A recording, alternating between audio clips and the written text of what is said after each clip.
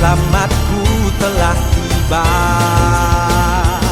Yesus juru selamatku telah tiba. Datang adalah hari yang penuh bahagia, di mana ada cinta dan penuh pengharapan. Saling berbagi kasih penuh dengan makna. Marilah bersama kita menyanyikan sukacita.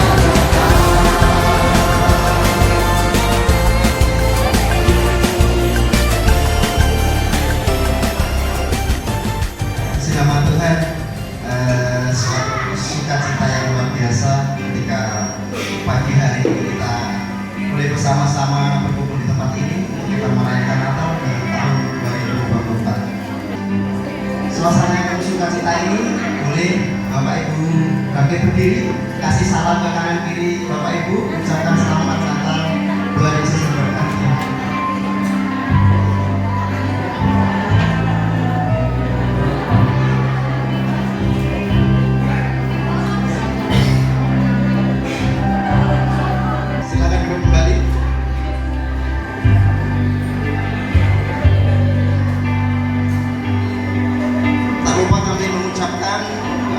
Selamat datang kepada seluruh tamu undangan, juga kepada hamba-hamba Tuhan yang tentunya dari berbagai denominasi gereja yang sudah hadir bersama-sama dengan kita pagi hari ini.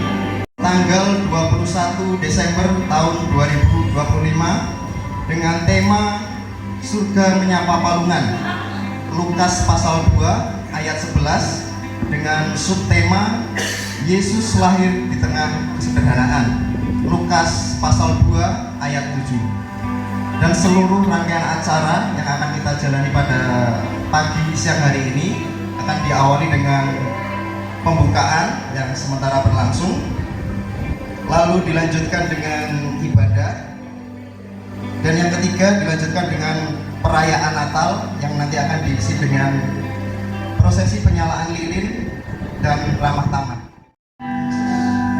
Kami sembah sebagai Raja, berdiri di tengah kami, ditinggikan dan dipuji Yesus. Kami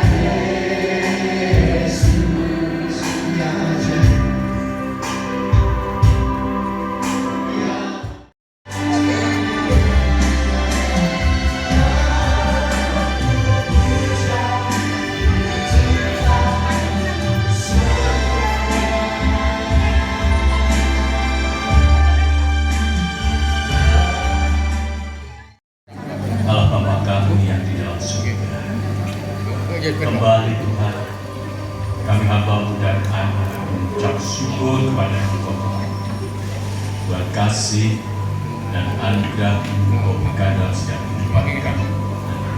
Tuhan, kalau pagi hari yang indah, kami boleh bersyukur Tuhan, di mana kami boleh bersama-sama Tuhan untuk merayakan kelahiran Tuhan.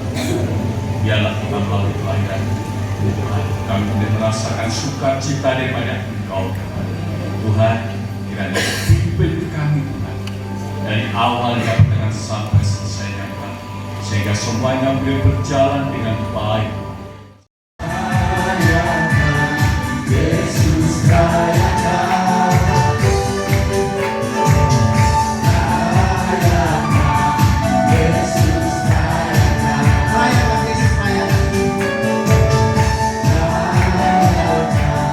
Yesus, rayakan. rayakan, Yesus rayakan,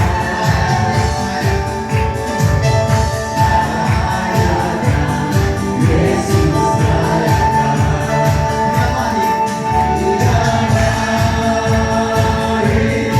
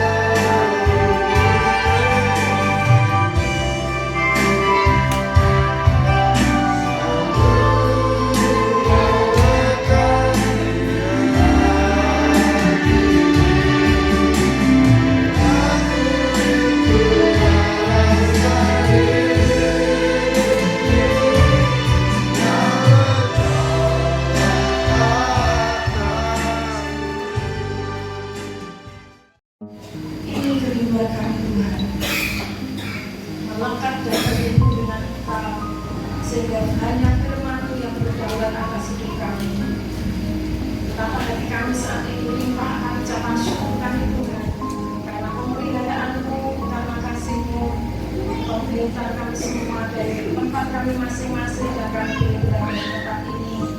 Kami pilih bersuka cita bersama-sama dengan saudara-saudara kami dan sebentar ini kami menyiapkan hati kami untuk kembali dengan isi dan Tuhan. Kami bersyukur Tuhan, kiranya Engkau memberkati setiap hamba-hambamu yang pada hari ini ambil bagian di dalam doa-Mu. Hamba-Mu yang akan menyampaikan kebenaran firman Tuhan. Mari Bapa, Engkau tambah-tambah dengan pengurapan yang dari Engkau, sehingga kami semua terlebih jemaat Tuhan yang ada di tempat ini, bahkan kami semua boleh semakin dikuatkan iman percaya kami boleh semakin bertumbuh. Selanjutnya, ya, Pak Pendeta Muda Yeremias.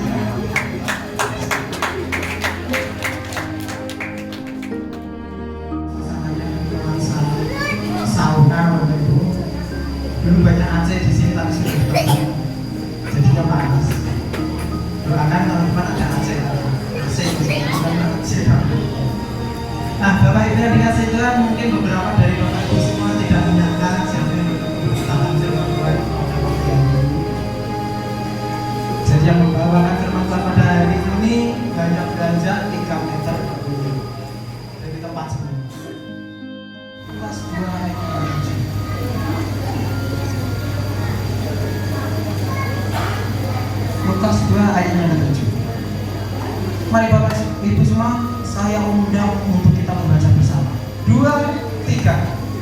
Dan ia melahirkan seorang anak laki-laki, anaknya yang sulung, lalu dibungkusnya dengan mangkuk dan diberikannya di dalam maungan, karena tidak ada tempat bagi mereka di rumah. Ini hanyalah visualisasi Bapak Ibu.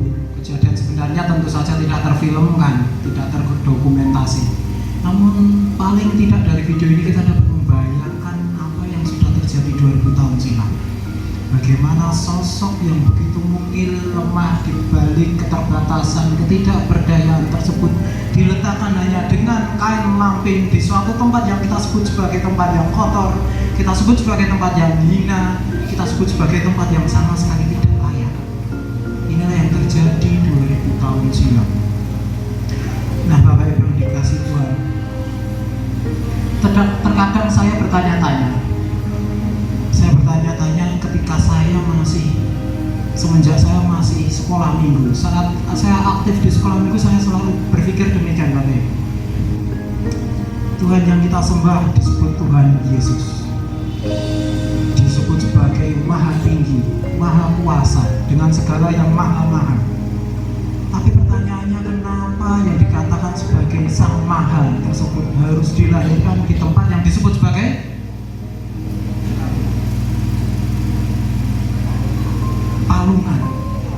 Di mata kebenaran mereka tidak layak lagi, apalagi di hadapan Tuhan kita, di mana Tuhan kita disitulah sentris kebenaran berpusat. Tuhan kita adalah sumber dari kebenaran. Bisa dibayangkan bagaimana Tuhan melihat kita saat kita harus terjerumus ke dalam dosa, meninggalkan segala kemuliaannya, dan kemudian dia turun ke bawah, dia tinggalkan surga, dia tinggalkan tahtanya untuk dia kembali ke dunia, berwujud berinkarnasi, bukan reinkarnasi, berinkarnasi, berwujud, bertransformasi ke dalam tubuh seorang bayi yang sama sekali tidak berdaya, yang pada saat kelahirannya bahkan tidak diperingati oleh orang-orang besar. Padahal kalau kita baca bersama Bapak Ibu, jika kita baca bersama di dalam Yesaya 9 ayat 6, di situ dikatakan apa Bapak Ibu? Nubuat Yesaya adalah seorang putra diberikan ke dunia, di mana putra tersebut di bahunya ada lambang pemerintahan. Kemudian selain lambang pemerintahan apa saja Bapak Ibu? Namanya disebut orang sebagai penasehat ajaib, Bapak yang. Mari kita baca bersama di dalam Filipi 2 ayat 6 sampai 8. Filipi 2 ayat 6 sampai 8. Mari kita baca bersama Bapak Ibu agar kita diberkati bersama. 2, 3. Yang walaupun dalam rupa Allah tidak menganggap kesetaraan dengan Allah itu sebagai milik yang harus dipertahankan, melainkan telah mengosongkan dirinya sendiri dan mengambil rupa seorang hamba dan menjadi sama dengan manusia, dan dalam keadaan sebagai manusia ia telah merendahkan dirinya dan taat sampai mati, bahkan sampai dimana kalau kita berandai-andai bagaimana kita seumpamanya menjadi orang yang sukses, kita menjadi seorang yang terpandang, kita akan memiliki satu hal yang kita sebut sebagai privilege, Bapak Ibu. Benar tidak?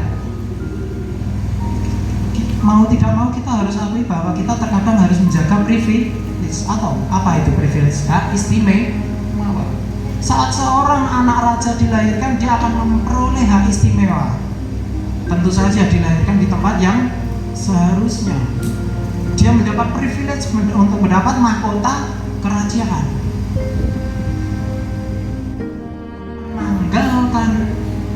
Mengesampingkan privilege hak istimewa yang Tuhan miliki. Mari Bapak Ibu kita akan baca bersama di dalam Matius 20 ayat 28. Matius 20 ayat 28. Kita akan baca bersama-sama. 2, 3. Sama seperti anak manusia datang bukan untuk dilayani, melainkan untuk melayani dan untuk memberikan nyawanya menjadi tebusan bagi banyak orang. Pengorbanan.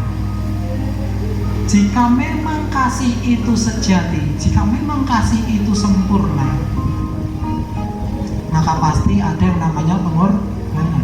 Cinta sejati, kasih sejati itu pasti mengenal pengorbanan.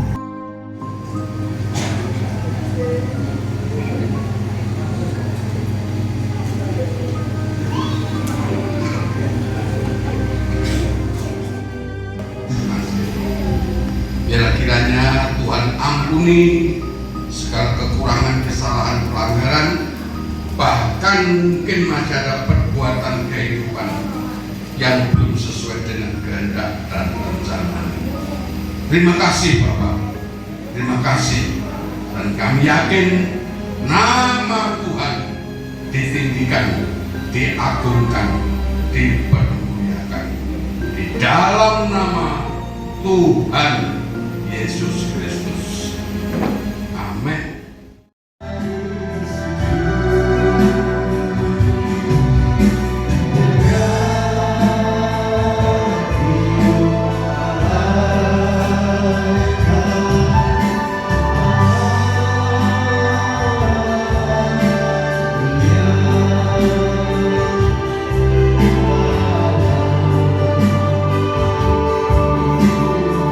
Selanjutnya kepada Bapak atau Ibu Sugiarto dari Klaten.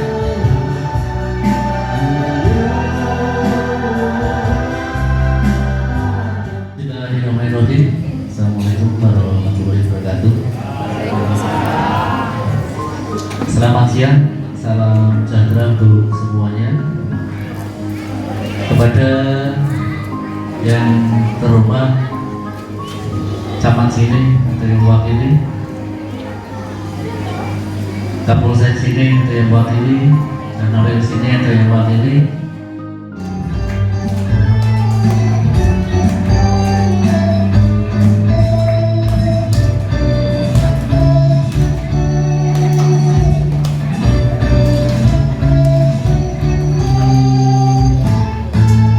dari pulau dan benua terdengar suara makhluk, lagu pujian semua bagi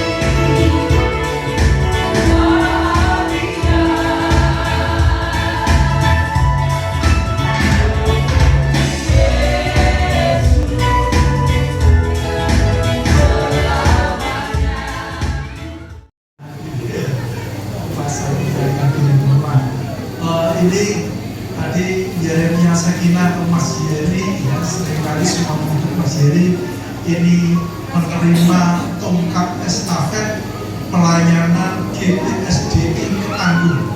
Nah, 2026 nanti beliau ini yang akan mengembalakan di tempat ini. Oleh sebab itu saya mohon dukungan semua pihak, terutama sidang jemaat di tempat ini, ya, di mana di dalam pelayanannya saya percaya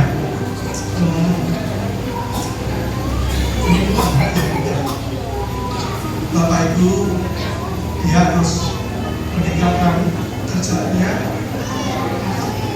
untuk fokus dalam pelayanan. Ini satu pengorbanan yang luar biasa untuk saya yang memang tidak mudah untuk ambil bagian dalam pelayanan di ladang Tuhan. Tapi saya percaya kuasa Tuhan akan menyertai dan dukungan Bapak Ibu semuanya akan memberikan motivasi dan semangat yang baru sehingga di generasi selanjutnya, generasi milenial ini, ya, generasi muda ini bisa bekerja dengan luar biasa. Yesus Juru Selamatku telah tiba.